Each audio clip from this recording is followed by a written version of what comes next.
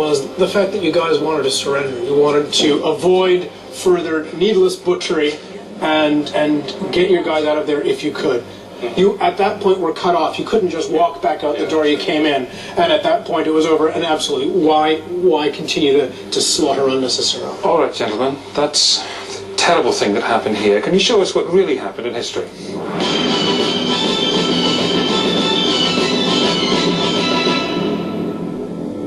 They arrive on the battlefield and they suddenly see a much bigger wagon lager than they expected. They're still Romans, they're better than the Goths, they've got more equipment, they're expecting to win. And maybe Valens thinks, if I can take out this many Goths, then I can win the war.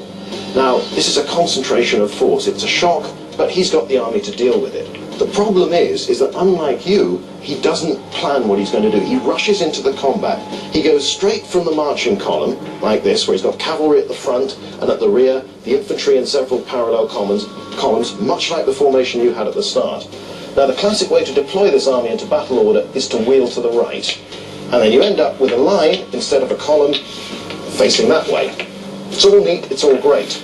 But Valens doesn't wait. As soon as these troops are up there, they start going forward. And the army straggles into battle, not in a coordinated form, but in a rather nasty mess. These that should be a left flank protection, because they're so far away, they've really got to rush to get up here. So their horses are worn out, they're tired, they've been galloping. This is a nasty mess, and they start to attack the Gothic lager. The Goths, they knock away that screen, and they leave the Roman army unprotected on its right. But Valens had the same problem that you did. He can see this battle going on. All his officers are keen, his troops are tired, they're fed up, they want to get this over with. So they keep pushing in. And when it comes to the crunch, there isn't a reserve at all. Valens actually sends one of his officers to fetch a regiment known as the Batavi, famous unit. And they're not there. They've got sucked in. Their commanders haven't obeyed orders, they haven't stayed back, they've lost the big picture, so it means there's absolutely nothing to stop this from being a massacre. And the Roman army simply collapses, and people run. And the one way to get yourself killed quickly in an ancient battle is to turn your back on the enemy when he's chasing behind you in a mean mood. So the Goths come out of their wagon lager, they envelop the Roman army, and as they try to flee, they are cut to pieces. In the real Battle of Adrianople, as many as 2/3 of the Roman army perished, including the Emperor Valens.